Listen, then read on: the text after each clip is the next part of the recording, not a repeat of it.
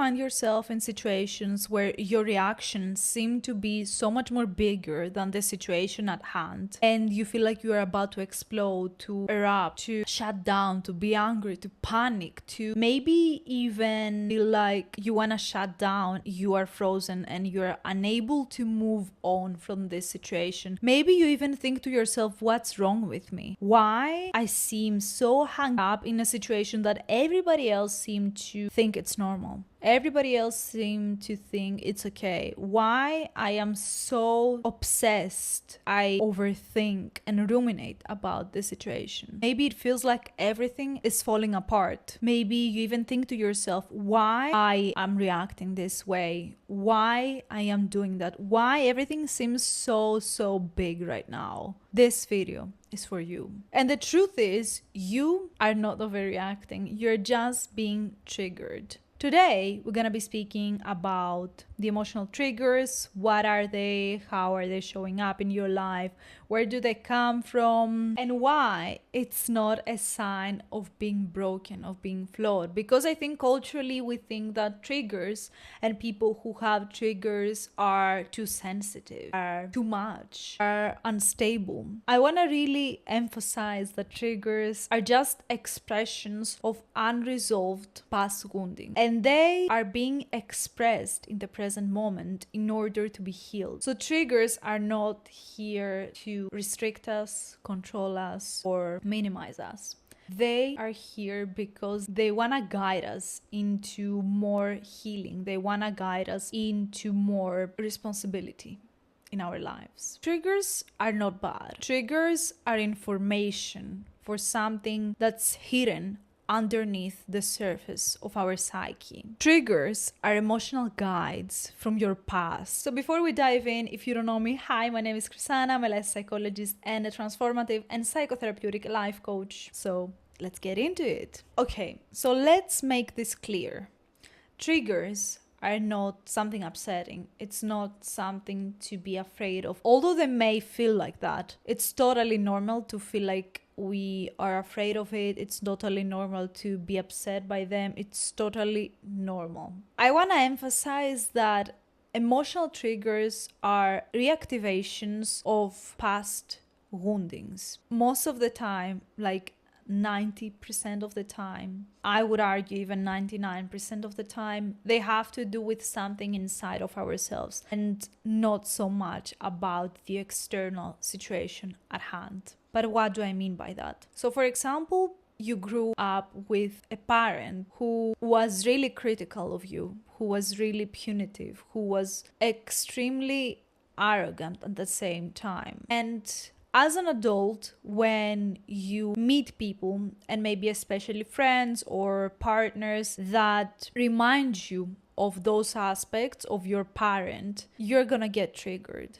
Because this is something that reminds you of a past wounding, of being mistreated as a child, of being punished as a child, of being controlled as a child. So that's why it's rarely have to do with anybody else outside of ourselves. People are just mirrors in our lives. They reveal to us our triggers. They are not here creating our triggers. At this point, I just want to add that there are certain types of triggers. So if we are in abuse or we have PTSD, those are extremely uncomfortable experiences. So in this video, I'm going to focus mostly on our everyday experiences of triggers. Even though I have an example for you from my own life, because I've been through a lot of abuse in my life. So if you've been through something traumatic or you have PTSD and you are processing that, this is a trigger warning. Maybe you don't want to watch this video. So make sure to protect yourself. So as I was saying, a trigger is a disproportionate activation to a situation at hand. It's a disproportionate emotional reaction to a situation at hand. For example, 1 minute you are fine and the next you feel so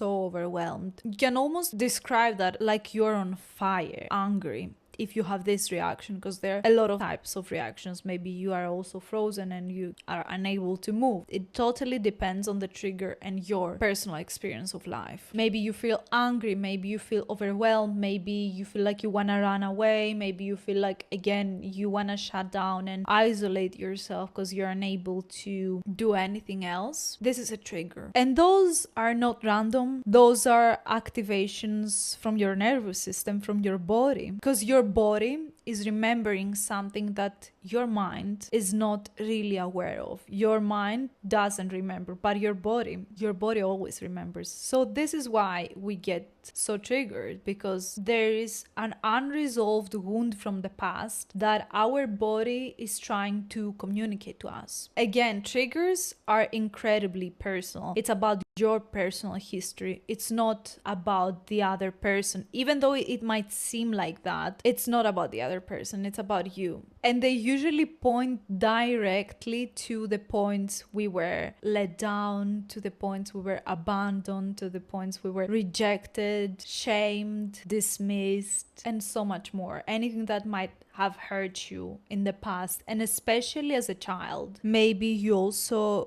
grew up around people who were doing a lot of recreational drugs and you saw the pain and the wounding from that, and now you get incredibly triggered by people who also use that, because you know how much pain it can cause in people's lives. So maybe either you have no tolerance for it, or you keep attracting this kind of people in your life. You can see that it totally depends. What makes a trigger is not our reaction to it. What makes a trigger is something that happened in the past. They formed in our childhood, most of the time at least, and they are unprocessed woundings from our past. So it's coming to the surface in order to be revealed, in order to be seen, in order to be heard, in order to be processed. And once you process this trigger, it's only the time you're healing this trigger. If you don't process this trigger, you're not gonna be able to move on and to allow yourself to choose how are you gonna react from now on. Because when we don't see our triggers, we are not able to act, to respond. We're gonna be reactive to them. We're gonna be unconsciously just reacting to our surroundings and thinking unconsciously again that we have no power over them, that we are helpless. It keeps us in a loop of victimhood. Again, I'm not talking here about abusive situations. So when we are being triggered again and again and again, and we are not allowing ourselves to process them, heal them, to understand them, to sit with them, we are not allowing ourselves to make a different choice for us, for our future self. We are showcasing to ourselves that we don't trust ourselves to make better choices for ourselves. And that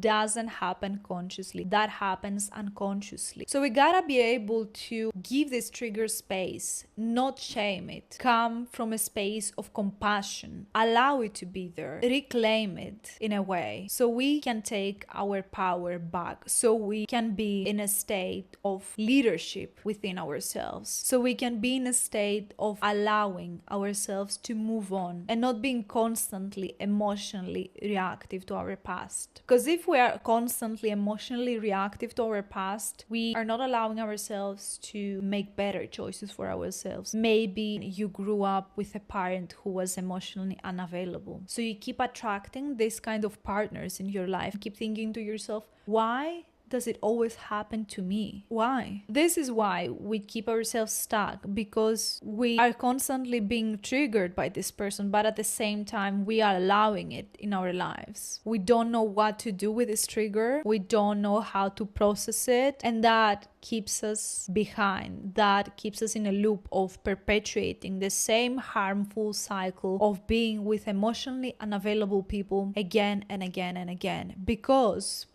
it's familiar to us. Even though this trigger is harmful, it's painful, and it's something that keeps us in a cycle of rejection and abandonment even, it's familiar to our system.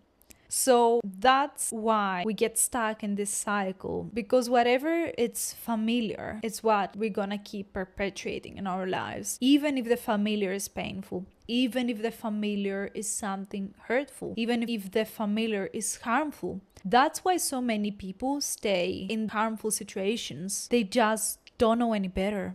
Nobody taught us, right? We don't learn this stuff in school. Maybe you grew up in an environment that constantly shamed you and put you down. And now, whenever you have a friend that is a bit critical or is directly shaming you, you're getting triggered because you feel in your body again what happened in the past. That's activating the situation, the familiar situation of your family dynamics. And maybe you're choosing to either abandon this person or react to them disproportionately in a state of anger and so much resentment. So our triggers are guides, and they are communicating to us what wants to be healed in order for us again to make better choices for ourselves. So when we don't know what's happening in terms of the triggering, those triggers can quickly hijack our whole lives. Maybe you'll react before you understand why. Maybe you'll shut down in conversations that felt too vulnerable, too raw, too honest. Maybe you'll sabotage closeness because your system doesn't think that's safe for you to do, doesn't think that you are safe enough to come closer with your partner or a friend or anybody else in your life. And then what happens is the helplessness comes in, the powerlessness comes in. It comes in forms of thoughts. Maybe you're thinking to yourself, why is nobody staying in my life? Why is everybody rejecting me? I never do that. How would they dare suggest that I do that? I never do that. They always hurt me. I'm never enough for anybody in my life. This is black and white thinking. This is a common experience in terms of triggers. It's one of the cognitive distortions we create in our minds in order to honestly perpetuate the cycle of keeping ourselves in the victimhood, in the helplessness, and in the powerlessness. And that is not about blaming you. This is how we are wired. This is how our mechanisms work in order to protect us. But this is the truth. This is happening in our systems. We usually use words like always, never,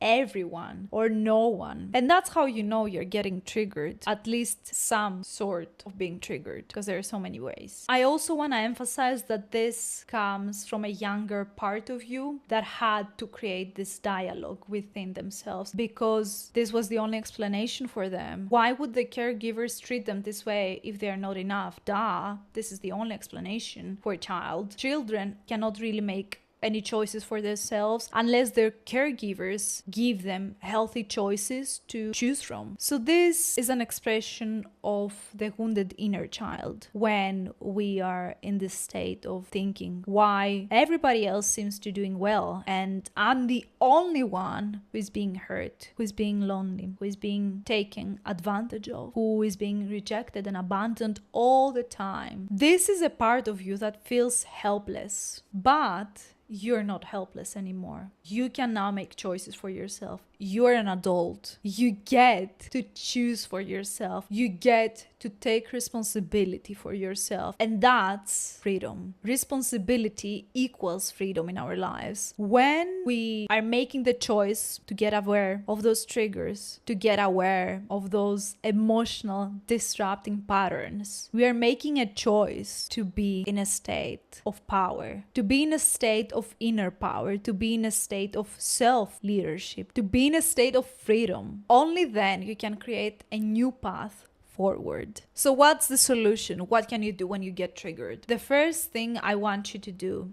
is to pause.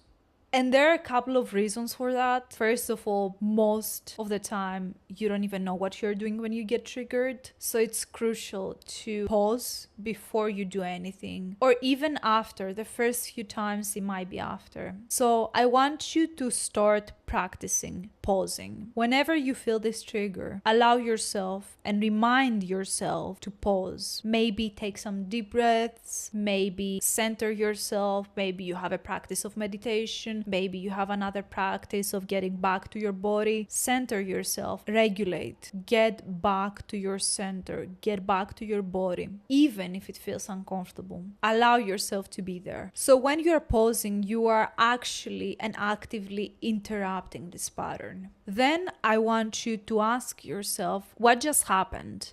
Maybe even take out a journal and write exactly what happened. What did result in me being triggered? What did the person say that brought me in this state of being triggered? What did this situation involve? Because maybe it's not about the other person. Maybe it's about a certain situation. Maybe it's something you saw on the internet. Maybe it's something that someone said of another person. It can be so many things. I also want you to ask yourself, and this is so important, what did this moment touch in me? Next step, I want you to now again back to your body, but this time from a state of locating the trigger, from a lens of mapping your whole body, feeling your trigger, allowing yourself to experience this trigger in your body. Our bodies are so wise. They are guides to what is going on in our systems in general and what is going on in our subconscious mind. I want you to really focus on this step. It's important to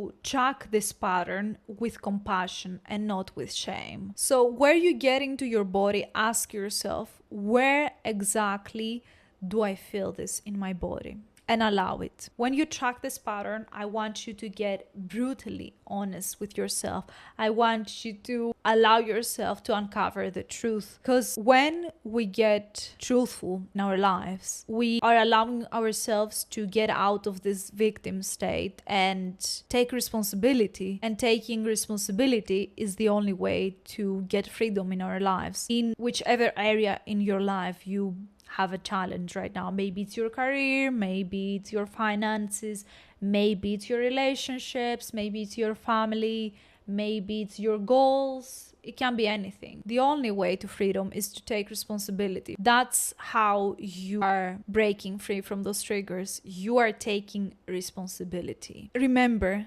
triggers are guides. Triggers are messengers.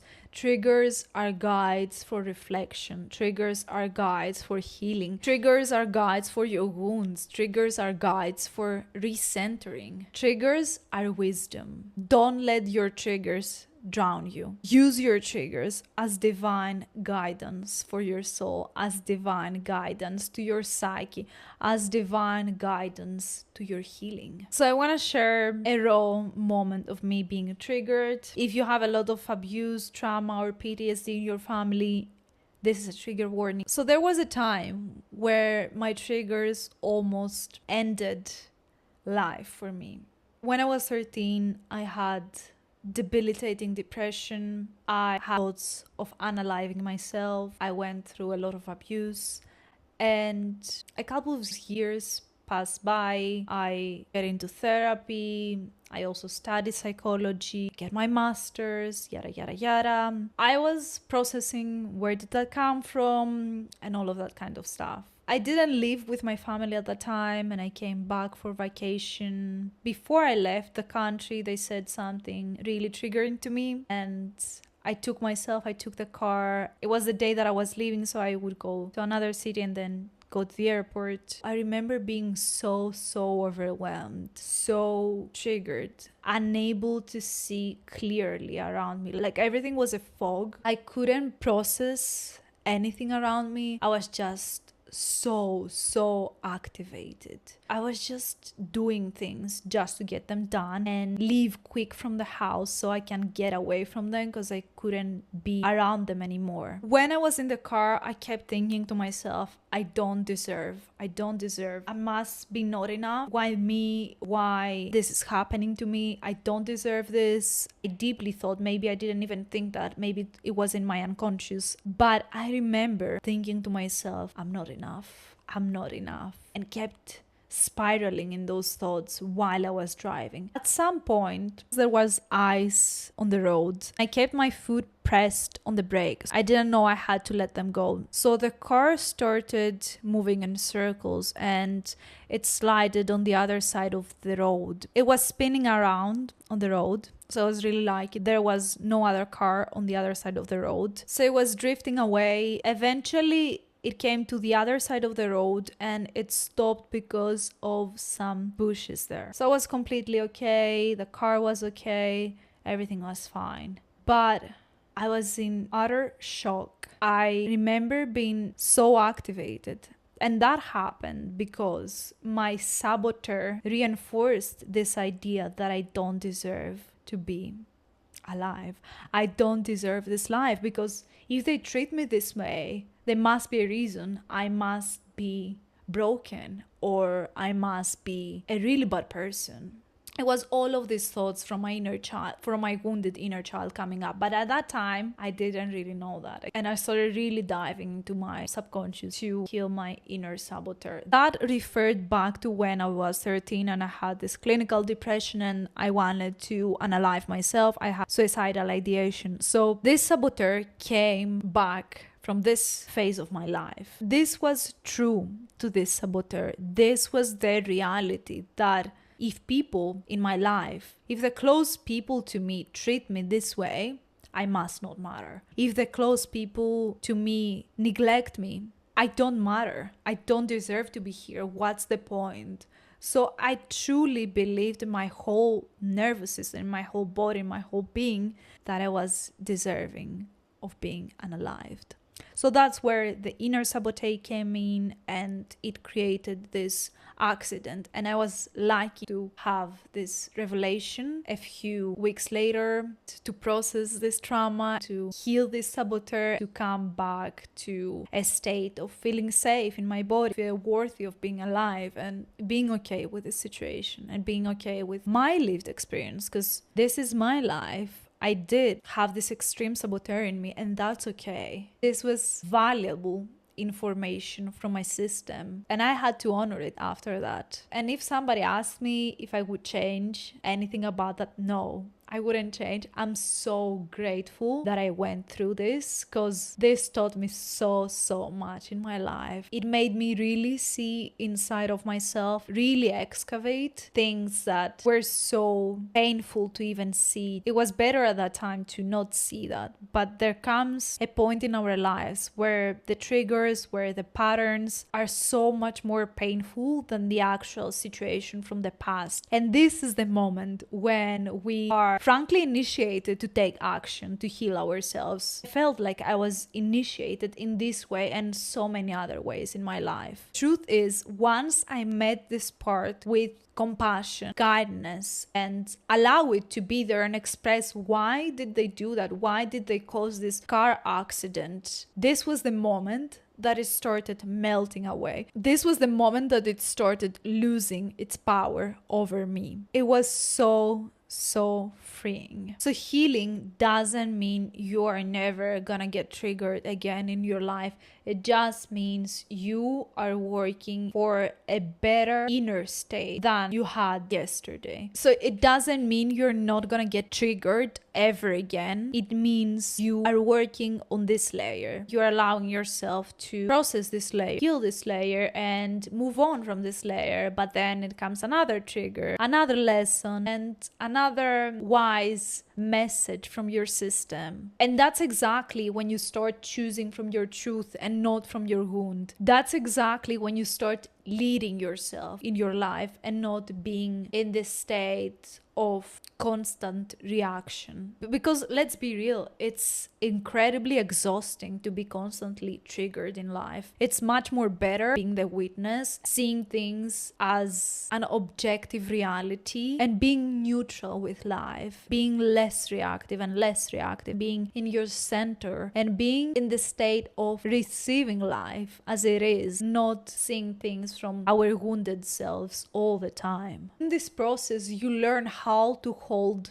the gray, how to hold the in-between. You learn that two opposing things can be true at the same time. And that's wise. That's truthful wisdom. That's truthful freedom. This is the process when you start getting more and more of the true you. If this landed for you or you want more support in your healing, I invite you to take a look at the description below. I'm working in so many different ways with clients. I also have a free resource for you. I'm gonna link it down below, and I am gonna see you soon.